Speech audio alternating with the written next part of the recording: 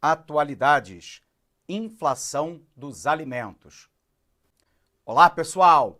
Nossa aula do dia de hoje é para tentarmos entender um pouquinho a respeito da inflação de alimentos que assola o país nesse ano de 2020. Para a gente tentar entender um pouquinho a respeito dessa temática, é preciso a gente lembrar que a inflação ela é o aumento generalizado e sustentado do nível de preços dentro da economia.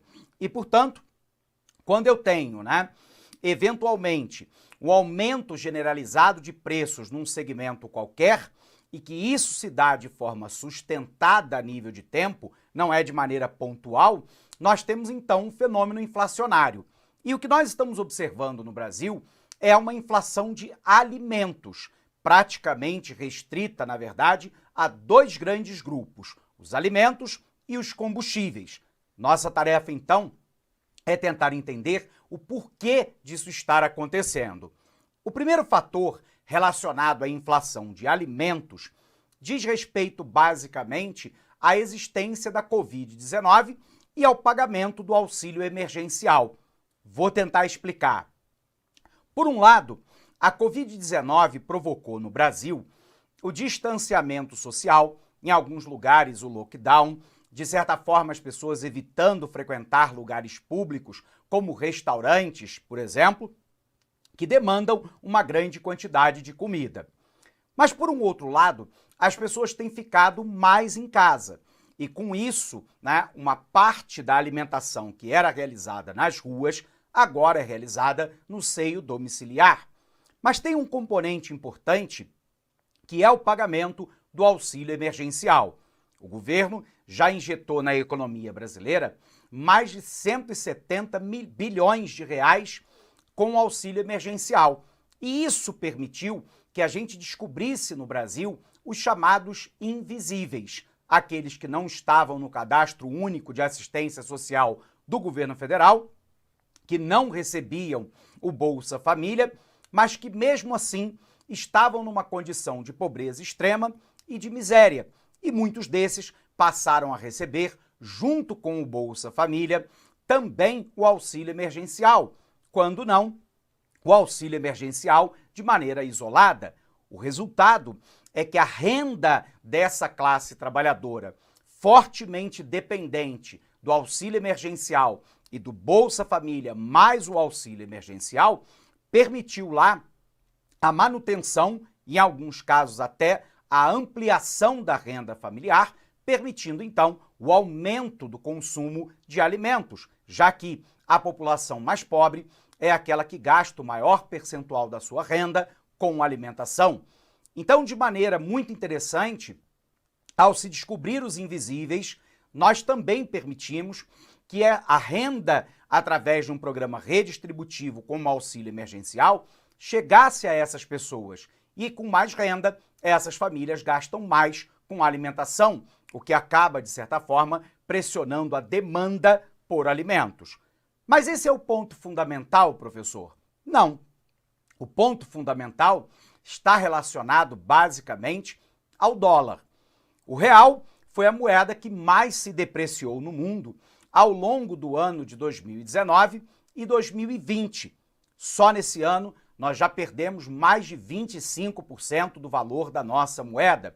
E quando eu tenho um câmbio depreciado, as exportações são favorecidas. Porque se antes da crise, eu com $1, eu comprava aproximadamente entre R$ 3,80 e R$ 4,20 de mercadorias em reais no Brasil, agora, com o mesmo dólar, eu chego a comprar R$ 5,60 de mercadoria no Brasil.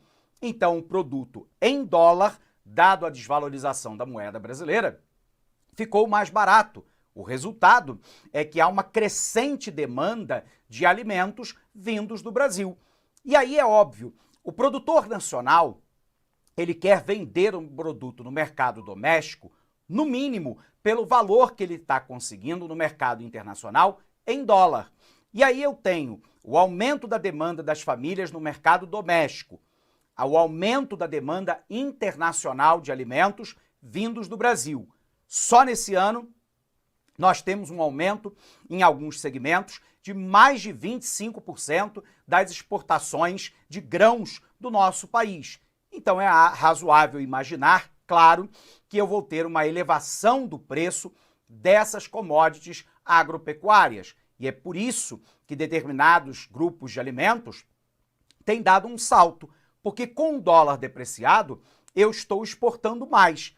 Mas é preciso se perceber também que a importação ficou mais cara. 75% do trigo no Brasil é importado. É razoável, então, esperar um aumento de preços nesse segmento. A gente vai poder perceber também que a base da alimentação de muitos bovinos é exatamente a ração que tem como base soja e milho. Com o preço da soja e do milho lá nas alturas, a ração fica mais cara, resultado, nós temos então, com ração mais cara, uma carne mais cara que vai pressionar basicamente a população de mais baixa renda, que, como eu disse, é aquela que gasta o maior percentual da sua renda com alimentação. Então, antes da gente avançar, vamos botar isso no quadro para você ter argumento aí para a sua redação e para a prova de atualidade. Legal? Vem para cá. Então, pessoal, nós estamos falando a respeito de inflação de alimentos e nós temos dois grandes grupos, né, que são responsáveis por essa inflação. A primeira grande explicação é o aumento da demanda doméstica. E esse aumento da demanda doméstica, da demanda interna no nosso país, se dá basicamente pelo pagamento do auxílio emergencial. Esse auxílio, que termina agora em dezembro de 2020, né? Ele é uma grande preocupação para o governo e para todos, porque essas famílias ficarão desamparadas com uma taxa de desemprego muito alta a partir de janeiro de 2021, quando o auxílio emergencial e o estado de calamidade pública serão suspensos. Mas o auxílio emergencial permitiu lá uma certa recomposição de renda. E essa renda foi destinada, sobretudo, para o grupo alimentação. Por um outro lado, a segunda grande justificativa, né, é a desvalorização do real. A desvalorização do real permite lá o aumento das exportações, já que o produto brasileiro fica mais barato em dólar, e por um outro lado, ele vai permitir a redução das importações, já que os produtos importados se tornam caros e quando nós finalmente temos que adquiri-lo, temos que pagar um preço mais elevado. Então, se eu pago mais elevado pelo preço das importações e com um preço caro eu diminuo a importação de determinados bens, e se por um outro lado eu estou ampliando as exportações baseadas fundamentalmente num dólar depreciado, num real depreciado, que torna o produto brasileiro mais barato, é óbvio, então, que haverá uma pressão em cima do grupo de alimentos. Mas a gente vai observar também que, além da questão da inflação de alimentos, o Brasil também vive uma inflação de combustíveis. E a pergunta é, por quê? A partir do governo Temer, a política da Petrobras foi alterada. Segue-se lá os preços internacionais do petróleo, sem se levar em consideração, né, que o petróleo é uma commodity estratégica, porque ele é a base dos combustíveis, mas é também a base, né, de todos os pigmentos, ele é a base do plástico, do polietileno, do polipropileno, do nylon, de certos fertilizantes e de uma infinidade de produtos.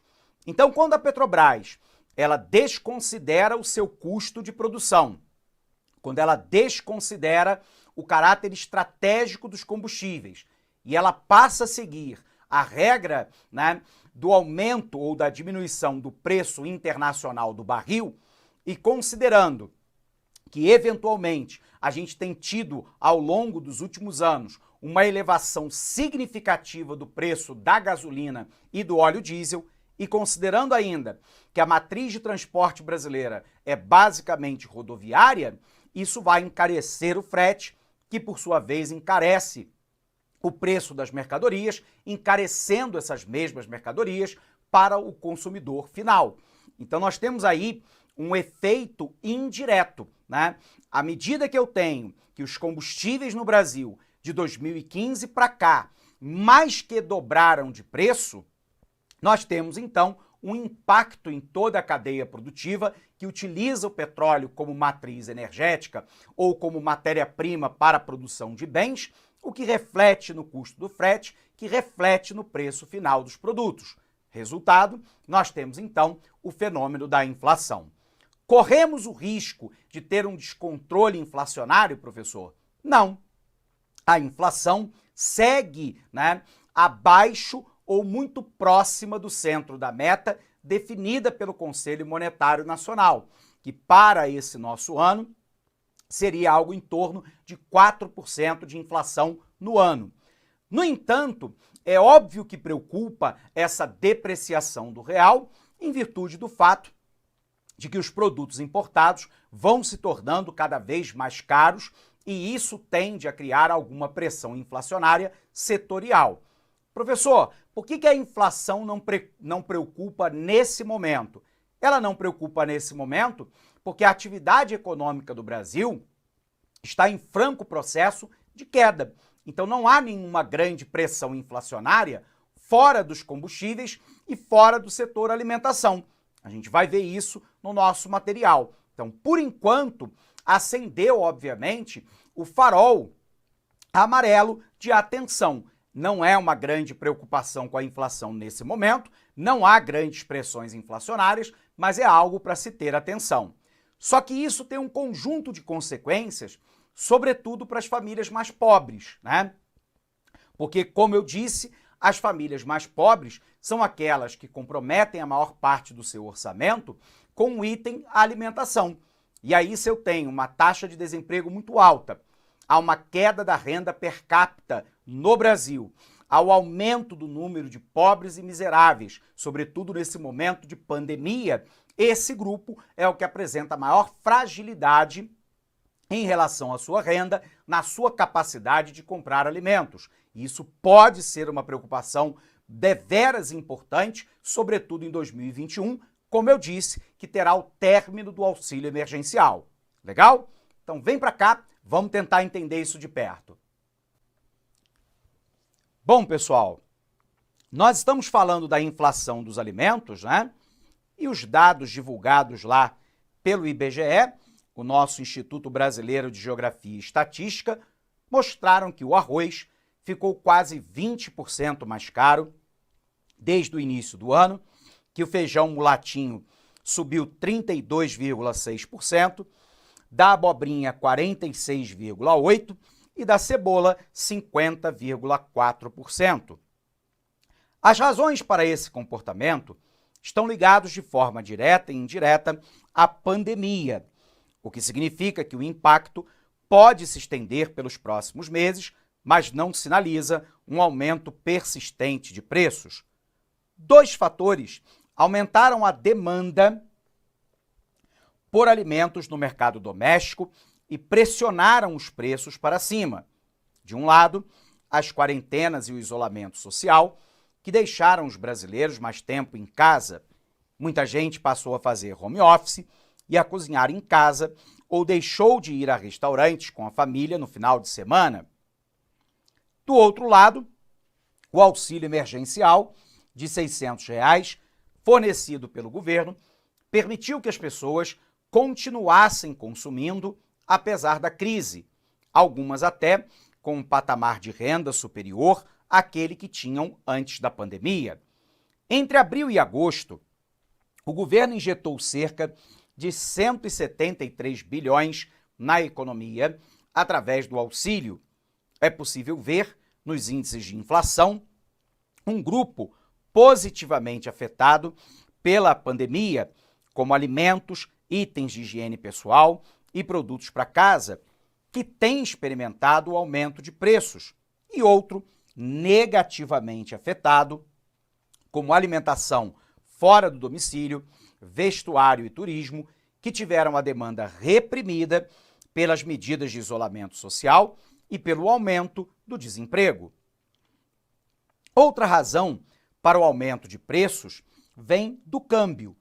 O dólar mais caro estimula as exportações, já que os produtores conseguem rentabilidade maior no mercado externo.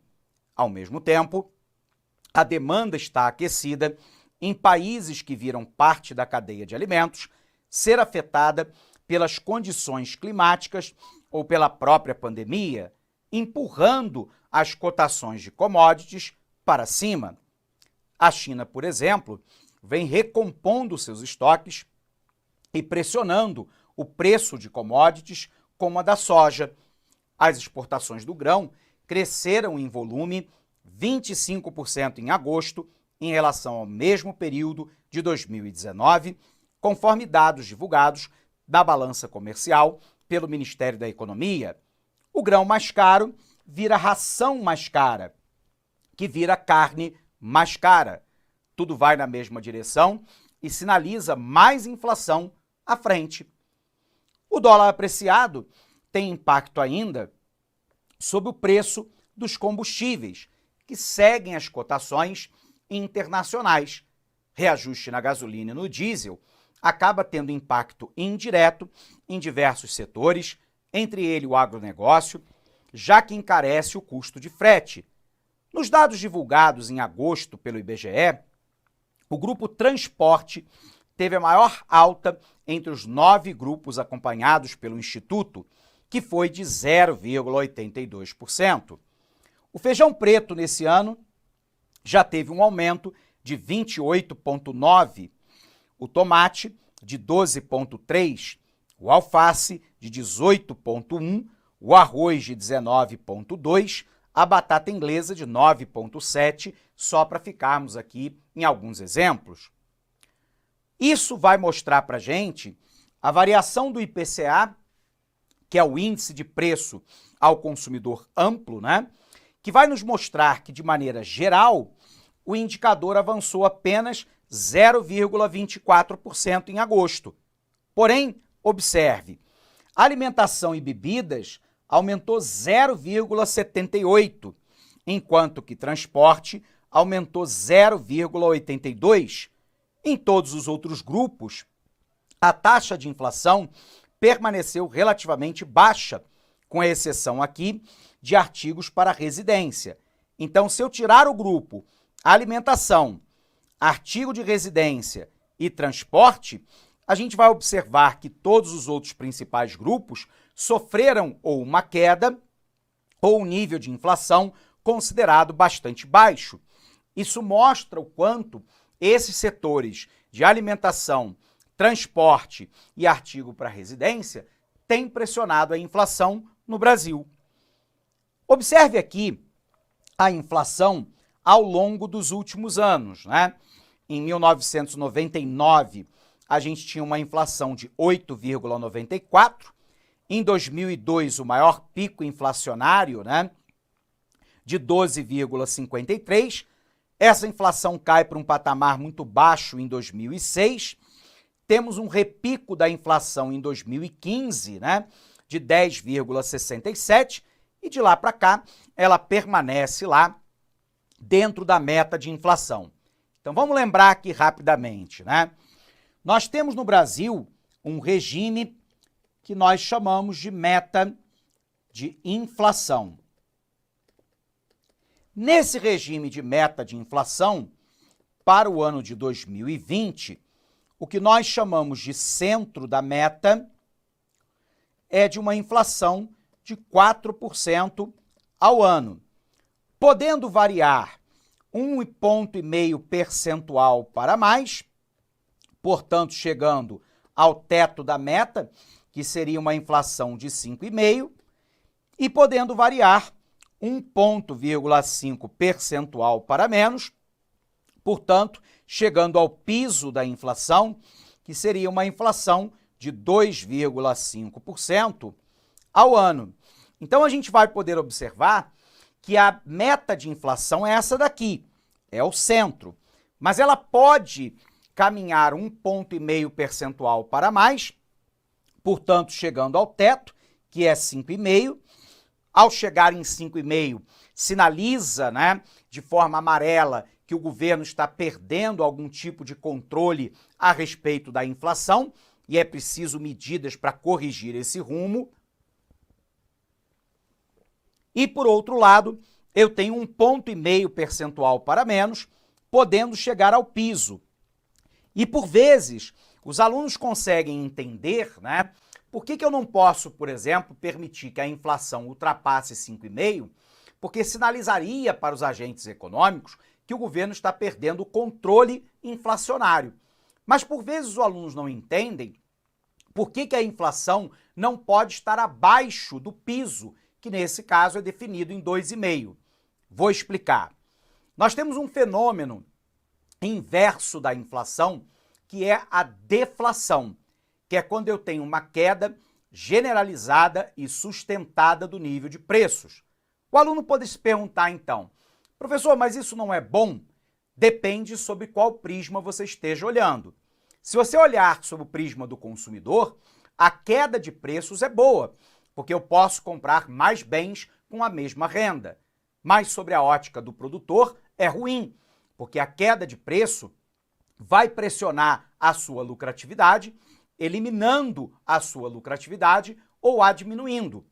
E como a lucratividade é o grande estímulo para se produzir, quando o empresário tem a sua margem de lucratividade diminuída ou ele tem ela eliminada, a tendência dele é tentar adequar a sua oferta à demanda.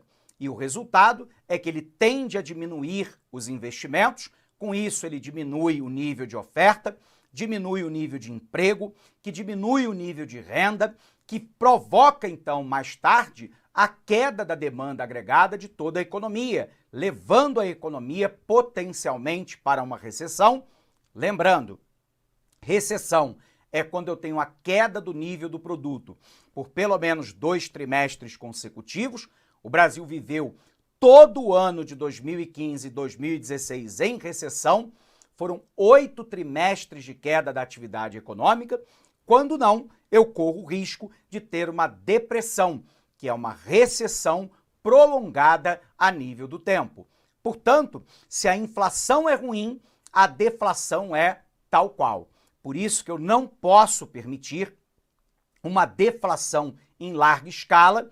Isso não significa dizer que eu não possa tolerar uma queda pontual do nível de preços. Isso é comum, tanto para mais quanto para menos, os preços sempre oscilam. Mas o que eu não posso permitir é um nível inflacionário descontrolado e nem um nível deflacionário descontrolado, porque significaria que a economia está mergulhando numa recessão. Bacana? Vamos conferir aqui. Então, pessoal, nós vamos observar que no ano de 2019, o Brasil fechou com uma inflação de 4,31% e o centro da meta era uma inflação de 4,25%. Ou seja, o Brasil ficou 0,06 acima do centro da meta, o que é muito pouco. O projetado para 2020 é que o Brasil fique abaixo do centro da meta. E, portanto, sem nenhuma grande preocupação inflacionária no curto prazo, mas há de se ter atenção com a questão dos combustíveis do alimento, sobretudo no médio e no longo prazo. Ok? Bom, agora sim, pessoal, terminamos essa aula por aqui. Um abraço imenso para você e bons estudos!